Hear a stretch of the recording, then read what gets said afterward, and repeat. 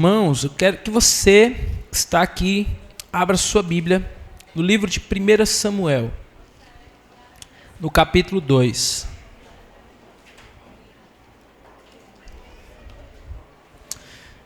Deus é bom demais, irmãos.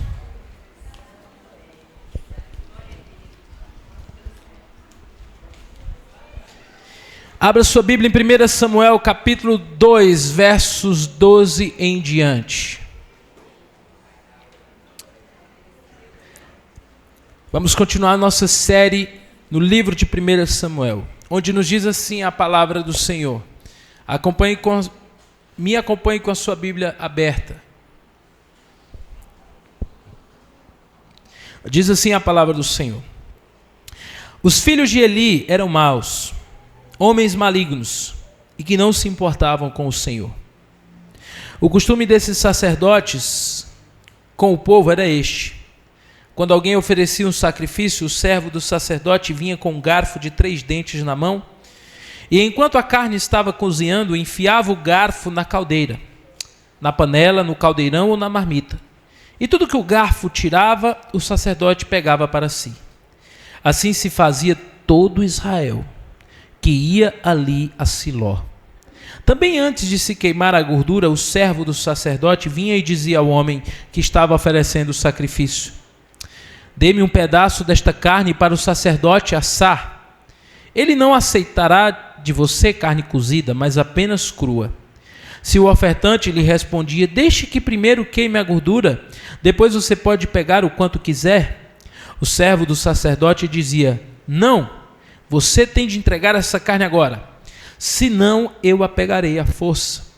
Era, pois, irmãos, muito grave o pecado desses moços diante do Senhor, porque eles desprezavam a oferta de Deus.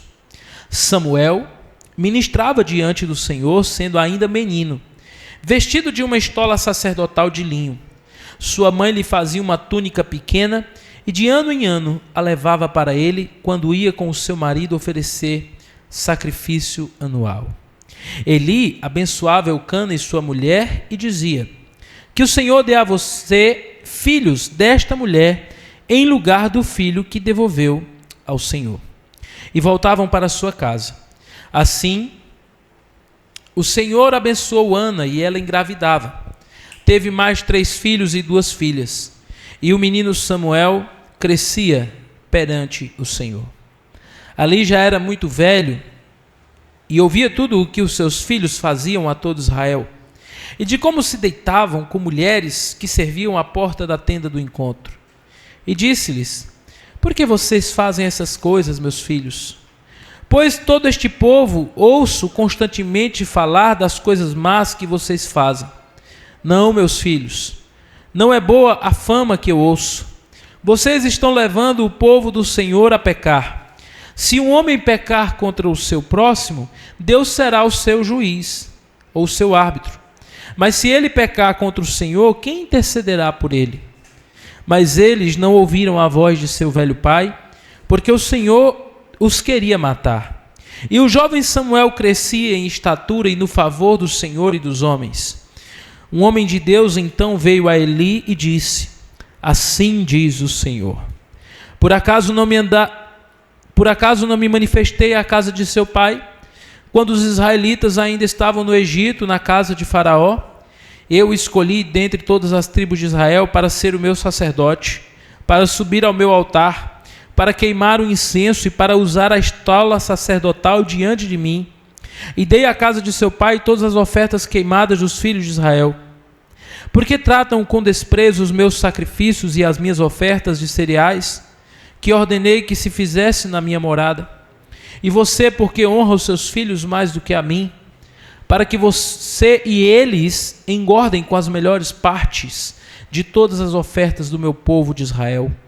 Portanto, o Senhor, o Deus de Israel, diz: na verdade, eu prometi que a sua casa e a casa de seu pai andaria diante de mim para sempre.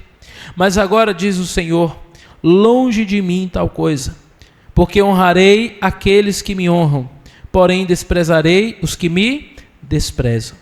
Eis que vem dias em que acabarei com o seu poder e com o poder da sua casa, para que ninguém em sua casa chegue a ficar velho. E você verá a aflição da morada de Deus, juntamente com o bem que farei a Israel. Mas ninguém da sua casa chegará à velhice. O homem, porém, da sua linhagem, a quem eu não afastar do meu altar, será poupado apenas para lhe consumir os olhos e lhe entristecer a alma. E todos os descendentes da sua casa morrerão na flor da idade. E o que vier a acontecer com os seus 2 filhos, Ofni e Finéias, será um sinal para você. Ambos morrerão no mesmo dia. Então suscitarei para mim um sacerdote fiel, que fará segundo o que eu tenho no coração e na mente. Eu lhe edificarei uma casa estável, e ele andará diante do meu ungido para sempre. E todo aquele que restar da sua casa virá a inclinar-se diante dele, para obter uma moeda de prata e um bocado de pão. E dirá: peço que você me dê um dos cargos sacerdotais, para que eu tenha um pedaço de pão para comer. Amém? Senhor nosso Deus e Pai, eu quero pedir que o Senhor mais uma vez fale ao nosso coração. Em nome de Jesus, amém. Meus irmãos, verso 30, eu queria ler, que nós lêssemos mais uma vez. A partir daqui, vamos lá? Mas agora, longe de mim tal coisa, porque honrarei aqueles que me honram, porém desprezarei os que me desprezam. Meus irmãos, o tema da mensagem dessa noite é: o desprezo pode ser fatal. O desprezo pode ser fatal. Meus amados, se eu pudesse resumir toda essa passagem que nós acabamos de ler, eu diria que o Senhor se opõe àqueles que o tratam com desdém, e aos que o desprezam, ele nega as bênçãos prometidas. Meus amados irmãos, há pecados que acontecem longe do altar, mas há pecados ainda mais graves. Sabe quais são os pecados mais graves? São aqueles que acontecem no altar. A palavra de Deus diz que a quem muito é dado, muito será cobrado. Nós estávamos reunidos ontem aqui na revisão com a nossa classe de novos membros, e eu estava explicando para eles sobre uma doutrina que é muito importante para nós, a doutrina do sacerdócio universal dos crentes. Essa doutrina da nova aliança, do Novo Testamento, nos ensina que na igreja de Jesus, na nova aliança, todos os crentes são sacerdotes do Deus vivo. Todos os crentes receberam o Espírito Santo de Deus e com isso uma responsabilidade de ministrar diante de Deus. Você, meu irmão e minha irmã, que já entregaram a sua vida para Jesus, saiba de uma coisa: a sua vida está diante do altar. Amém, irmãos? E com essa vida diante do altar vem grandes responsabilidades. 1 Samuel capítulo 2 nos leva exatamente para esse cenário. Eu quero pedir que os irmãos da mídia mandem uma imagem do tabernáculo. E eu queria pensar com os irmãos a respeito do tabernáculo.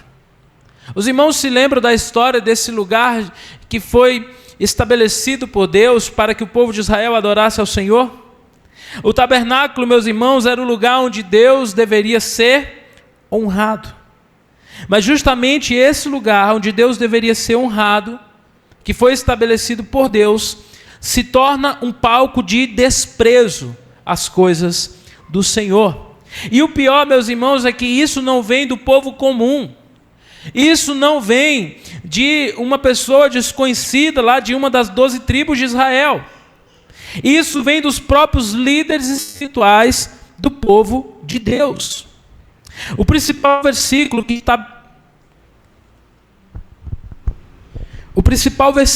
estabelece o tabernáculo como lugar da presença de Deus é Êxodo capítulo 25, verso 8, onde Deus diz para Moisés: vocês me farão um santuário e eu habitarei no meio de vocês. Esse tabernáculo, que ficava no meio do arraial de Israel, era um lugar de adoração ao Senhor. Ali estava a Arca da Aliança, que representava a presença de Deus. Os irmãos se lembram que entre as 12 tribos de Israel, Deus escolheu uma delas para que pudessem ministrar no tabernáculo. Eram os levitas. Os levitas eram responsáveis por desmontar o tabernáculo, de carregar os utensílios sagrados, de fazer a limpeza na casa do Senhor. Os levitas, eles não podiam ter propriedades, eles não podiam ter herança, eles não tinham terras, mas eles tinham o privilégio de comer dos sacrifícios que eram levados. Foi um privilégio dado por Deus. Além do dízimo, que era para o sustento dos levitas, havia também a possibilidade deles se alimentarem dos sacrifícios que eram levados. Alguns dos sacrifícios que eram levados pelo povo de Deus. Meus irmãos, e no meio da tribo de Levi, Deus escolheu um homem para que ele pudesse ministrar como sacerdote do Deus vivo. Como que era o nome desse homem, irmãos? Irmão de Moisés? Arão. Arão foi o primeiro sacerdote a ministrar na casa de Deus. E a Bíblia diz, irmãos, que Arão teve 4 filhos. Os 2 primeiros foram consagrados por Moisés como sacerdotes. O nome desses 2 eram Nadab e Abiú. Os irmãos se lembram da história de Nadab e Abiú? Em Levítico capítulo 10, a palavra de Deus diz que eles ofereceram fogo estranho ao Senhor. E o que aconteceu, meus irmãos? Diz que veio o fogo da presença de Deus e consumiu e destruiu aqueles 2 sacerdotes ali no mesmo instante. Eu estava estudando Levítico capítulo 10 e eu pensando qual foi o pecado gravíssimo que foi cometido por Nadab e Abiú. E se você prestar atenção, logo após o incidente em que eles morrem queimados, incinerados pela glória, pela presença de Deus, e o texto deixa muito claro que foi por causa da irreverência do coração deles, logo no versículo 9, Deus diz, olha, nunca mais um sacerdote poderá tomar nenhum tipo de bebida alcoólica diante da presença de Deus. Coloca o verso 9 de Levítico capítulo 10. Levítico capítulo 10, verso 9. Olha só, irmãos, e eu fiquei meditando sobre isso. Logo em seguida, eles foram mortos. O texto não diz por que eles foram mortos, só que eles ofereceram fogo estranho, ou seja, o que eles ofereceram não foi aceito por Deus. E logo no verso 9, Deus diz, olha, vocês e seus filhos não devem beber vinho ou bebida forte quando entrarem na tenda do encontro, para que não morram. Isto será de estatuto perpétuo entre as suas gerações. O texto não deixa muito claro, mas dá-se a entender que Nadab e Abiú de alguma forma desprezaram a presença de Deus e que talvez eles até ingeriram bebida alcoólica ali diante da presença do Senhor. Então, desde o início, na segunda geração de sacerdotes, já havia o perigo. Sabe qual é o grande perigo, irmãos? É de nós nos acostumarmos com o sagrado. Eu sou pastor. Eu estou, em média, 3, 4 vezes por semana na igreja. Eu estou visitando, participando de vigílias de oração, visitando congregações, fazendo ceia, batismos, casamentos, culto fúnebres, apresentando crianças. Eu estou o tempo inteiro envolvido com a obra de Deus. E sabe qual é o grande problema e o grande perigo disso? É nós nos acostumarmos com isso de tal forma e nós banalizarmos o sagrado. Nós banalizarmos as coisas de Deus. Foi isso que Nadab e Abiú fizeram. E foi isso que Ofni e Finéias também fizeram. O texto bíblico diz que depois que Nadab e Abiú foram consumidos pelo fogo, logo em seguida, Deus confrontou Arão, e Arão se calou, porque sabia que os seus filhos estavam em pecado. Então foram escolhidos por Deus os 2 filhos mais novos de Arão, Eliezer e Itamar. E quando nós vamos estudar sobre a genealogia de Eliezer e Itamar, nós descobrimos que Eli, que é mencionado aqui, desde o capítulo 1 de 1 Samuel, ele era descendente de Itamar. Ou seja, ele era descendente de Arão. E na família de Eli, já havia, meus irmãos, antepassados que haviam desprezado a presença do Senhor. Mas Eli não aprendeu com os exemplos do passado. Irmãos, nós precisamos aprender com os exemplos do passado. Às vezes, quando nós olhamos para as Escrituras, nós aprendemos com os bons exemplos da Bíblia. E é maravilhoso que você aprenda com os bons exemplos. Mas você já parou para se perguntar por que os maus exemplos estão lá na Bíblia? Os maus exemplos estão na Bíblia justamente para que eu e você possamos aprender também por meio dos maus exemplos. Se os bons exemplos nos ensinam o que nós devemos fazer, os maus exemplos nos ensinam o que nós não podemos fazer. Mas Eli não aprendeu com a história de seus antepassados, Nadab e Abiú. E o texto então constrói aqui, irmãos, um contraste. Há duas famílias que são mencionadas no capítulo 2. Quais são as duas famílias? A família de Eli e a família de Elcana, marido de Ana. E há um contraste. De um lado nós temos os filhos de Eli, Ofni e Finéias. E a Bíblia diz que eles eram corruptos. Eles eram maus. Eles desprezavam a Deus. Do outro lado nós temos um menino chamado Samuel. E Samuel, meus irmãos, pelo contrário, está crescendo em fidelidade e lealdade diante do Senhor. Se você olhasse para Samuel e olhasse para Ofni e Finéias, quem você diria que era o filho do pastor? Os filhos dos sacerdotes desprezavam a presença de Deus, enquanto o filho de um camponês das montanhas de Efraim, filho de uma mulher simples que não podia ter filhos e que recebeu o milagre do Senhor, esse menino crescia diante de Deus. Às vezes, irmãos, Deus escolhe as coisas pequenas desse mundo para confundir os grandes. Deus escolheu Samuel. E por trás disso tudo, irmãos, há uma verdade que atravessa toda a Escritura. E que eu quero que você guarde isso no seu coração nessa noite, meu irmão e minha irmã. Saiba de uma coisa: Deus leva a sério a maneira como nós o tratamos. Como você tem tratado a Deus? Como tem sido o seu relacionamento, o seu trato com o Senhor? Quando você comparece diante de Deus, você o faz com reverência, com temor, você o faz com sujeição ou não? Deus leva a sério a maneira como é tratado. E é isso que esse texto vai nos mostrar. Quando nós olhamos, irmãos, para as Escrituras, nós vemos que nós não podemos brincar com Deus.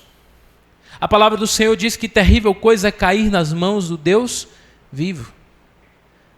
O servo de Deus precisa ter temor do Senhor. E temor do Senhor envolve, entre outras coisas, saber que com Deus não se brinca.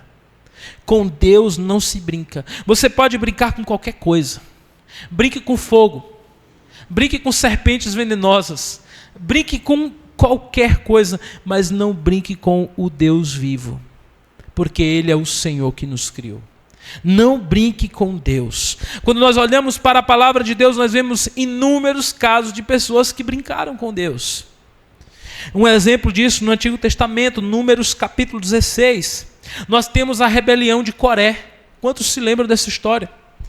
Coré, Datã e Abirão. E diz o texto que esses três homens se rebelaram contra a liderança de Moisés e Arão, que eram líderes estabelecidos por Deus. Deus então, como diz lá na minha terra, queimou ruim com isso. Deus não gostou. E diz o texto bíblico que em resposta a isso, Deus fez com que a terra abrisse e engolisse aqueles homens. Mais à frente, no 2 Samuel, capítulo 6, versículo de 1 a 7, tem uma passagem que me deixa muito intrigado. Os irmãos se lembram quando Davi estava trazendo a Arca da Aliança para Jerusalém. E diz que Davi estava trazendo a Arca da Aliança para Jerusalém em cima de uma carroça puxada por bois. E de repente o pneu da carroça passa por cima de uma pedra ou alguma coisa e a Arca do Senhor vai cair. E havia ali um rapaz, um moço chamado Uzá. E Uzá então tocou na arca para poder consertar ela. Mas o problema é que Deus havia, irmãos, dado instruções claras sobre como a arca deveria manusear. Então diz o texto que Deus feriu Uzá instantaneamente, mostrando que com Deus não se brinca. Nós temos que nos submeter a Deus. Mas talvez você olhe para mim e diga assim: pastor, mas tudo que você está contando aí são exemplos da antiga aliança. Esse Deus feroz que o pastor está falando, esse Deus irado que o pastor está falando, isso é lá no Antigo Testamento, pastor. É na época de Israel, é naquele período antigo. E no Novo Testamento, pastor, Deus é paz e amor. Mas quando nós abrimos o Novo Testamento, no livro de Atos, logo no capítulo 5, um dos primeiros episódios da igreja primitiva, nós vemos o caso de Ananias e Safira. Ananias e Safira brincaram com Deus. Esse casal mentiu ao Espírito Santo sobre o valor de uma propriedade que venderam. Eles fingiram que tinham doado tudo, mas eles estavam mentindo. E o texto diz que ambos caíram mortos imediatamente. Isso demonstra que Deus leva a sério a santidade dentro da sua igreja e a integridade de seus servos. E todas essas passagens nos mostram que nós não podemos brincar com Deus. Meus irmãos, e olhando para esse texto, eu queria falar sobre 5 pontos aqui. O primeiro que eu queria falar, meus irmãos, era mostrar para os irmãos o desprezo dos filhos de Eli. Os filhos de Eli desprezavam a Deus, diz o texto. Versículos 12 a 17. O verso 12 já começa dizendo, é a introdução do texto. Os filhos de Eli eram homens malignos e não se importavam com o Senhor. O grande problema, irmãos, é que no capítulo 1 diz que eles eram sacerdotes de Deus. Então os próprios sacerdotes de Deus eram homens malignos que não se importavam com Deus. Algumas traduções vão dizer que eles eram filhos de Belial. Trazendo aqui para a nossa realidade, eram filhos do diabo. Mas eles estavam lá dentro da casa de Deus. Eles estavam lá fazendo coisas na casa de Deus. E aqui, meus irmãos, nós vemos que fazer coisas na casa de Deus, frequentar a igreja de Deus, e isso não quer dizer nada se não estiver alinhado com um coração que foi transformado pelo poder do Espírito Santo. Se a nossa vida não estiver diante do altar do Senhor. O texto começa com uma afirmação chocante. O texto diz que eles eram filhos de Belial, que eles não conheciam ou não se importavam com o Senhor. Meus irmãos, isso não significa ignorância intelectual. Quando o texto diz que eles não conheciam a Deus, não está dizendo que eles não conheciam a palavra. Eles conheciam a palavra. O que o texto está dizendo é que eles sabiam quem Deus era, serviam no templo, mas as suas ações revelavam algo mais profundo. Eles não reconheciam Deus como seu Salvador. E o pior, eles manipulavam todo o sistema de sacrifícios que haviam lá no tabernáculo. Veja essa outra imagem que eu trouxe aqui. Nessa outra imagem, nós vemos o altar do sacrifício, ou o altar de bronze, que ficava na entrada da tenda do encontro, ali no átrio. Esse altar, ele era feito de bronze e era onde eram feitos os holocaustos, os sacrifícios. E os sacerdotes usavam algumas ferramentas para poder manusear os sacrifícios. E uma delas era um garfo enorme feito de bronze. Se você, meu irmão, tiver condição financeira para poder ir a Israel, conhecer Israel, lá em Israel tem várias réplicas. Você vai no deserto e você conhece uma réplica do tabernáculo. Tem tudo isso lá. E aí quando você for, você compra uma passagem para você e para o seu pastor, tá bom? Para a gente ir junto para Israel, que é muito melhor. Mas, irmãos, lá no tabernáculo você tem aqui essas ferramentas. Você está vendo aquele garfo de bronze ali? Diz o texto que esses homens pegavam o garfo de bronze e eles colocavam lá dentro do altar de bronze e eles roubavam os sacrifícios que pertenciam a Deus. Eles manipulavam o sistema sacrificial. Eles tomavam o que queriam, ignoravam a lei. Por que eles ignoravam a lei? Porque em Levítico 7, 28 a 36, a Bíblia diz, e Deus deixa muito claro para Moisés, que os sacerdotes eles podiam comer dos sacrifícios, mas eles podiam comer apenas de algumas partes dos sacrifícios. E o texto deixa muito claro que eles pegavam de todas as partes. E ele até fala que o auxiliar, a pessoa que estava ali, provavelmente um levita que estava oferecendo sacrifício, se ele tentava se negar, o que o assistente, que o auxiliar de Ofni e Finés falava? Se você não nos der, nós vamos tomar à força. Esse pecado era muito grave diante do Senhor. Eles agiam com violência. Veja, meus irmãos, eles transformaram o culto em uma oportunidade de lucro pessoal. O culto virou oportunidade de ganho. E o diagnóstico de Deus é muito claro. O pecado desses jovens era muito grande perante o Senhor, porque eles desprezavam a oferta do Senhor. E esse é o ponto central. Eles tinham desprezo pelas coisas de Deus. Meus irmãos, um dos piores pecados que alguém pode cometer é desprezar as coisas de Deus. Desprezar as coisas de Deus. A Bíblia mostra que tratar Deus com desprezo nunca é algo leve. Números 14 diz que o povo de Israel desprezou o Senhor no deserto e por isso não entrou na terra prometida. 2 Samuel capítulo 12 diz que o Senhor vem falar com Davi e confronta: tu desprezaste ao Senhor. Malaquias capítulo 1, o profeta Malaquias, ou Deus por meio do profeta Malaquias, diz que Deus não aceitava o culto daqueles sacerdotes porque eles estavam desprezando ao Senhor. Meu irmão, deixa eu dizer uma coisa para você e minha irmã. A pior coisa que a gente pode fazer é desprezar o culto ao Senhor. Desprezar o culto ao Senhor. Nessas minhas viagens e andanças, eu converso com muitos pastores. E aí nós chegamos numa determinada igreja para um evento. E aí quando a gente chega hoje em um lugar, qual é a primeira coisa que a gente pede? Qual é a primeira coisa que a gente pede, irmãos? A senha do Wi-Fi. E aí nós chegamos ali, não era um culto, era uma reunião, era um evento. E aí nós pedimos a senha, o rapaz que estava comigo pediu a senha do Wi-Fi, eu coloquei também, nós não estávamos no culto. E aí o pastor que estava aqui disse assim: olha, eu tirei a internet lá da igreja. Eu tirei, mandei tirar, nós não temos mais internet na igreja. Eu disse: por quê? Ele disse: porque estava uma coisa séria. Os irmãos da igreja usando o celular, usando as redes sociais durante o culto.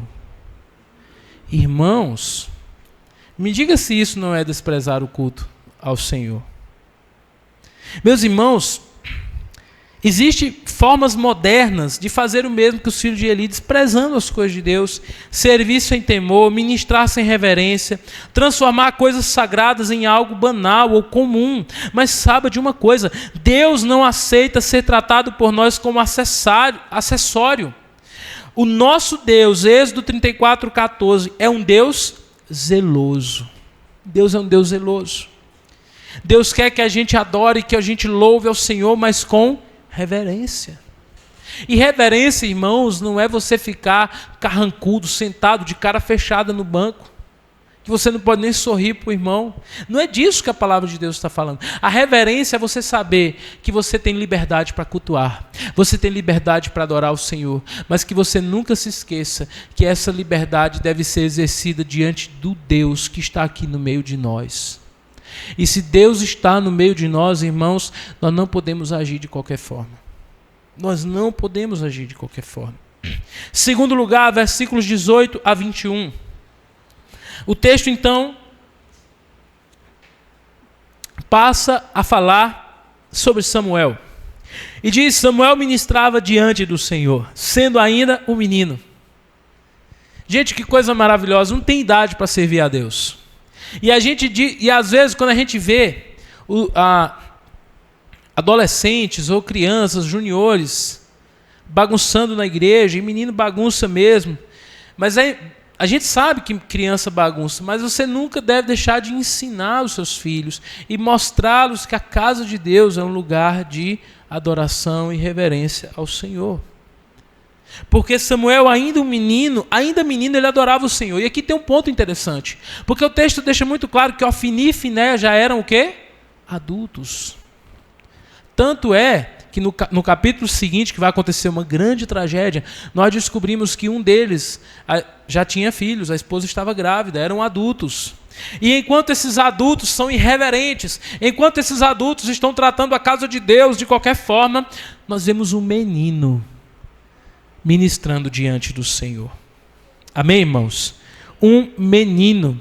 No meio desta corrupção toda, o texto muda de tom. Samuel ministrava perante o Senhor. E o texto diz mais, diz que ele crescia diante do Senhor e diante dos homens. Se você não estava aqui na semana passada, quem é Samuel, pastor? Samuel é filho de Ana e Eucana. Ele é a resposta das orações de Ana, que era uma mulher infértil, que não podia ter filhos, e orou ao Senhor e Deus lhe deu um presente, mas ela havia feito um voto, e o voto dela foi o seguinte: se o Senhor me der um filho homem, eu o trarei e o devolverei ao Senhor. Eu o consagrarei ao Senhor. E assim que ela desmamou o menino, ela trouxe e deixou ali com Eli. E o mais interessante, meus irmãos, é que mesmo diante de tantos maus exemplos, Samuel não se corrompeu, ele permaneceu firme. Hoje nós vivemos, irmãos, em meio a muitas más influências. A corrupção está de todo lado. Mas saiba de uma coisa, você, meu irmão e minha irmã, os maus exemplos, a corrupção, a maldade que a gente vê na sociedade, não é desculpa para nós pecarmos contra Deus. Deus nos chama a sermos sal da terra e luz do mundo. Deus nos chama a nos mantermos fiéis em meio à corrupção desse mundo. Irmãos, que coisa maravilhosa, Samuel crescia diante do Senhor e diante dos homens. Só tem duas pessoas na Bíblia. Só tem duas pessoas em que a Bíblia diz que crescia em favor diante de Deus e dos homens. Você sabe quem são essas duas pessoas? Samuel e Jesus. Meus amados irmãos, esse menino era um menino consagrado ao Senhor. Era um menino de Deus. Mas eu queria pensar com você o seguinte: um dos motivos de Samuel ser esse menino de Deus, e eu vejo isso muito claro aqui no texto, é que Ana, sua mãe, investia na vida espiritual de seu filho. Ana não pegou Samuel e levou para Siló, a 20 quilômetros de sua casa, e deixou lá e disse: agora Eli, toma de conta, o filho é teu. Ele estava na casa de Deus, mas Ana ainda se sentia responsável pelo seu filho e investia na vida espiritual do seu filho. E o texto deixa isso muito claro, meus irmãos.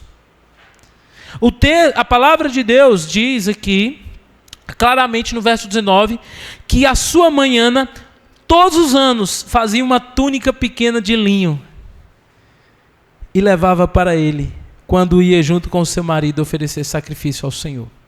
Essa túnica de linho, meus irmãos, na época, no contexto cultural da época, significava pureza, adoração, e era o tipo de roupa que os sacerdotes usavam para adorar o Senhor. Ana sabia que uma criança todos os anos cresce. Eu tenho filhos pequenos. E com o tempo as roupas vão se perdendo, os calçados vão ficando pequenos. Mas Ana, todos os anos, fazia uma roupa para o seu filho e levava diante de Deus. Ela investia na vida espiritual do seu filho. Deixa eu perguntar para você, pai e mãe cristãos que estão aqui nessa noite. Você tem investido na vida espiritual do seu filho? É interessante o contraste aqui entre os filhos de Eli e os filhos de Ana. Veja, meus irmãos, primeira coisa que nós aprendemos aqui de aplicação sobre esse contraste. Não adianta apenas levar os seus filhos para a igreja. Eu vou falar a realidade pura e dura, que aplica-se a mim também, que tenho 2 filhos. E eu não vou morder minha língua, porque quem diz isso é a palavra de Deus. Eu posso falhar na educação dos meus filhos, mas a palavra de Deus não falha.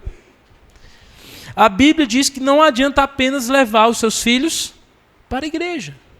Ofni e Finéias cresceram aonde, irmãos? Em Siló, diante da tenda do encontro. Eles cresceram e eram filhos do sumo sacerdote de Israel. E mesmo assim, eles eram maus. E quem diz isso é o próprio Deus. Não adianta apenas levar os seus filhos para a igreja. Nós precisamos, meus irmãos, entender que a dedicação na vida de um filho vai infinitamente além de apenas levá-lo à igreja uma vez por semana. Claro que isso é importante, mas nós como pais, Deuteronômio 6 fala sobre isso, nós precisamos ter uma educação contínua. O que eu acho interessante é que o governo já entendeu isso. E a gente sabe, irmãos, aqui para nós, está sendo gravado, vai ser colocado na internet, mas aqui para nós, que a maior parte da educação hoje é ideologização. E o governo, o Estado já entendeu. Vamos colocar essas crianças em tempo integral. Porque se você quer ensinar alguma coisa para uma criança, você precisa ensiná-la o tempo todo. Mas nós, pais cristãos, achamos que ensinar para o filho uma vez por semana será suficiente. Não é. Não adianta apenas levá-los para a igreja. Outra coisa, não ensine seus filhos a ter uma visão consumista da igreja. Os filhos de Eli, eles viam o templo, eles viam o tabernáculo como um lugar de conseguir alguma coisa. Eles iam lá com o garfo deles tirar alguma coisa para eles. E às vezes, irmãos, nós temos colocado na cabeça dos nossos filhos que eles devem ir para a igreja para consumir. Mas os nossos filhos não devem vir na igreja para consumir, eles devem vir para servir. Samuel, desde pequeno, servia e ministrava diante da presença do Senhor. Seus filhos estão servindo na igreja.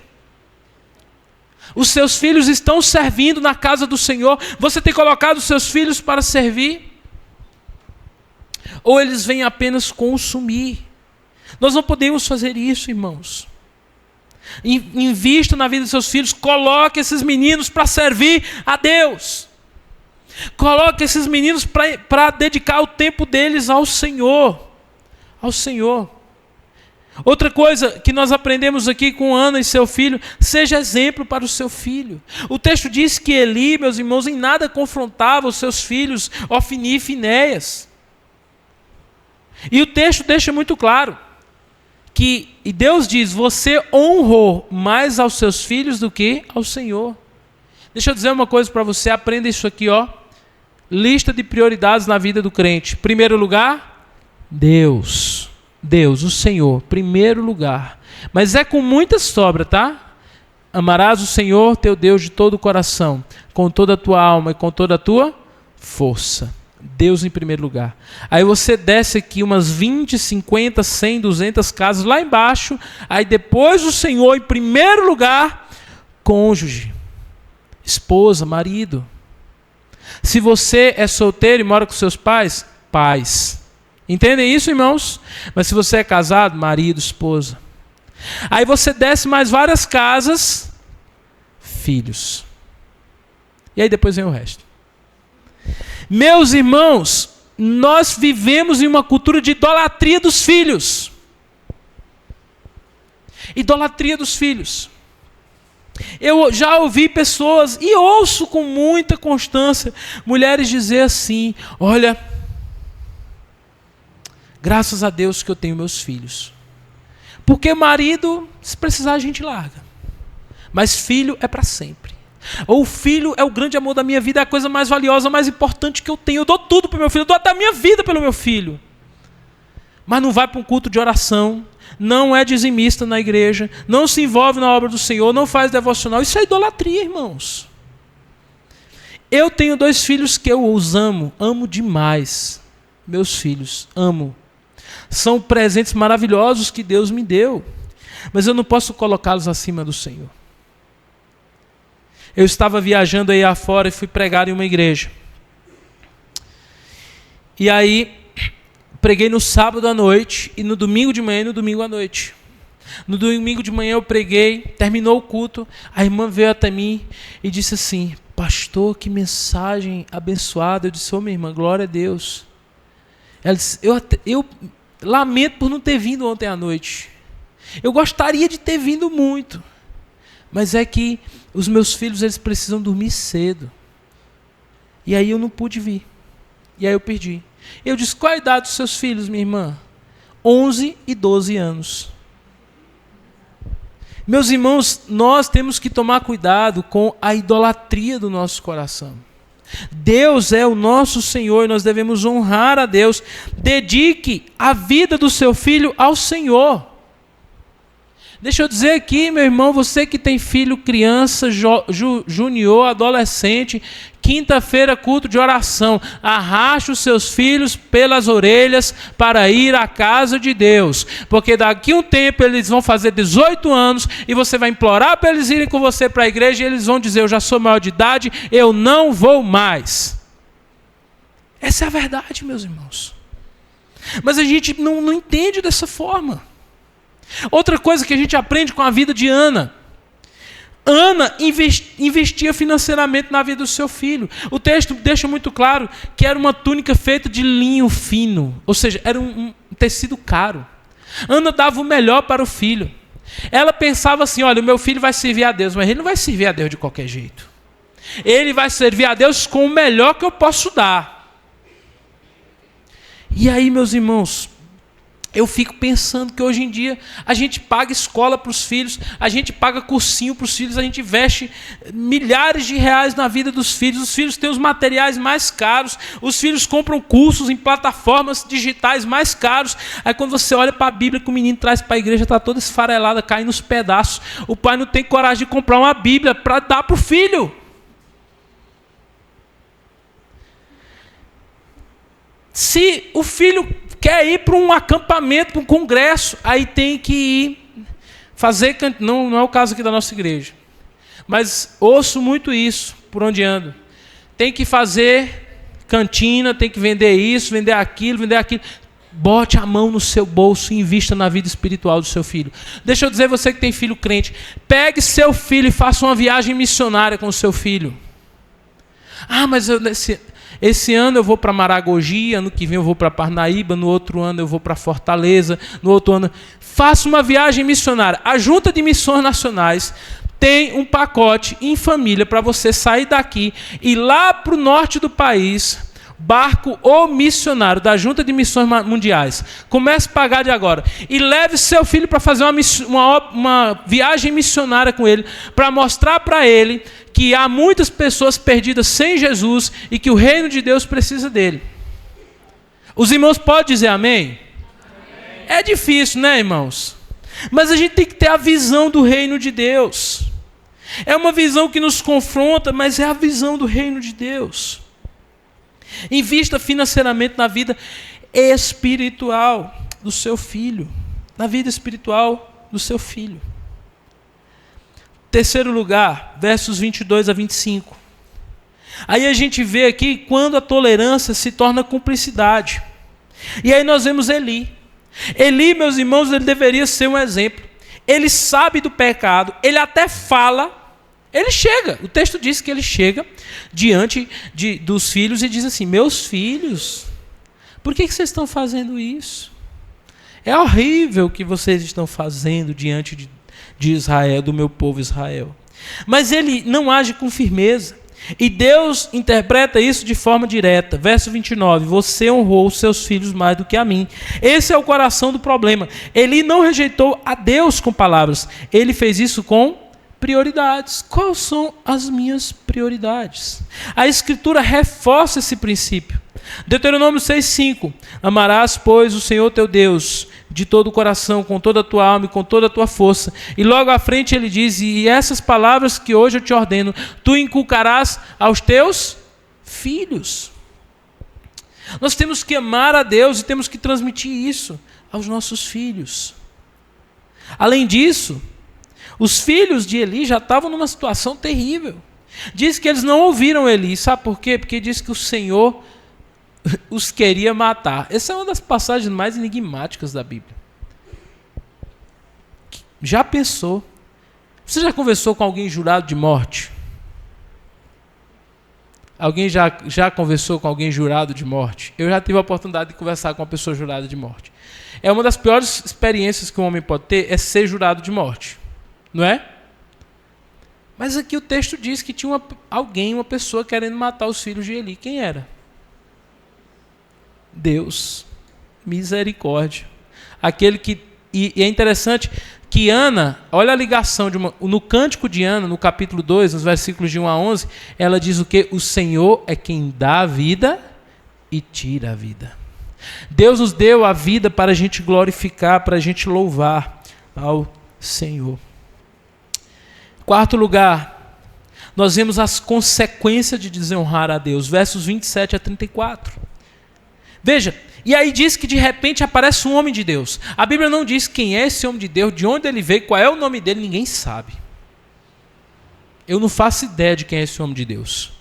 Mas esse homem de Deus traz uma mensagem pesada para Eli. E ele começa lembrando, ele diz, olha Eli, Deus escolheu a sua família. Deus deu privilégios a vocês. Mas então vem a virada. Ele diz, o Senhor, eu tinha dito isso, porém agora, diz o Senhor, longe de mim fazer tal coisa. A ideia aqui é que Deus, ao olhar para aquela situação, disse, eu não tenho como manter esse povo nesse lugar. Aqui vemos um princípio importante. Promessas podem ser condicionadas à fidelidade. Na maioria das vezes, as promessas do Senhor no Antigo Testamento são condicionais. E o cumprimento delas depende de uma resposta correta por parte de quem recebe. Jeremias 18 fala sobre isso. Então Deus dá uma promessa, mas diz o seguinte, olha, para que essas promessas se cumpram, você precisa andar em fidelidade. Então nós vemos a declaração central, o texto que nós lemos. Aos que me honrarem, eu honrarei, porém os que me desprezarem serão desprezados. E aí, nós vemos aqui quais são as consequências na vida de Eli. Primeiro, a perda da linhagem sacerdotal, que sai da família de Eli, a morte prematura de todos os descendentes dele, inclusive dos filhos, Ofni, e a humilhação futura, porque Deus diz assim, olha, eu vou deixar apenas alguns dos seus descendentes para que eles olhem e vejam o que eles perderam. Meus irmãos, e aqui a gente aprende algumas coisas muito interessantes. Primeiro, que a posição espiritual não é garantia de permanência. E aí eu queria dizer uma coisa para você, meu irmão, que Deus falou ao meu coração e que eu entendi. Irmão Miro, irmão Rosalvo, meus irmãos, Deus não deve nada a ninguém. Só que a gente sai com isso. Deus não deve nada a ninguém.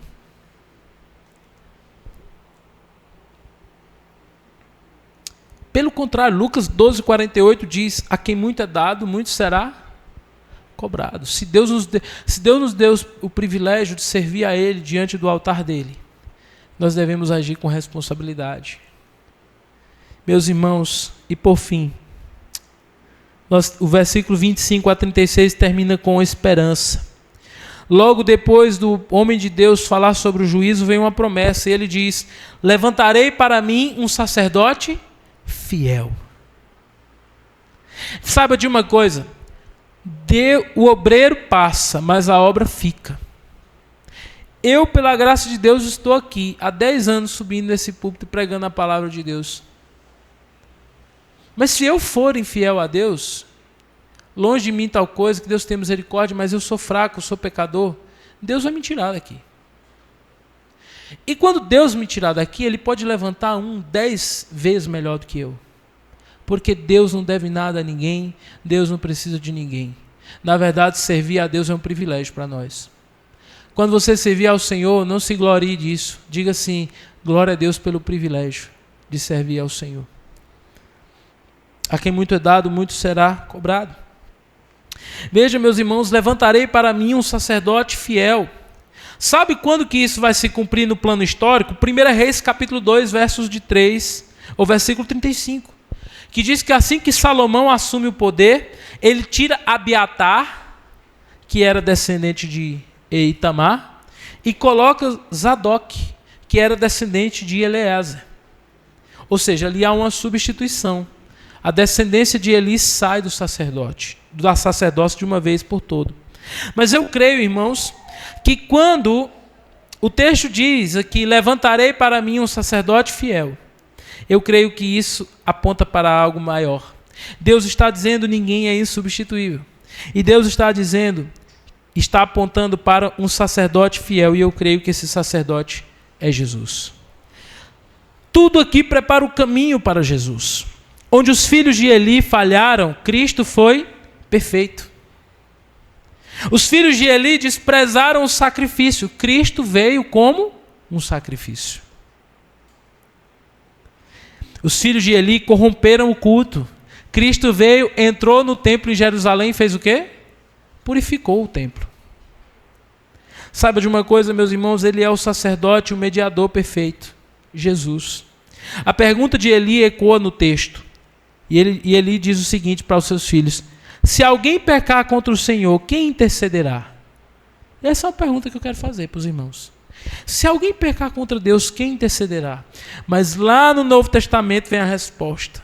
Quem que vai interceder por aquele que peca contra Deus? Jesus.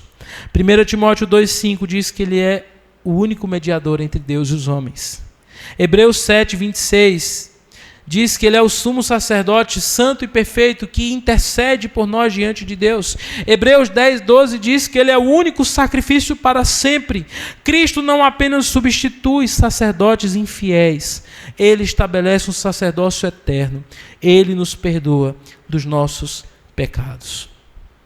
Esse texto nos confronta e nos consola.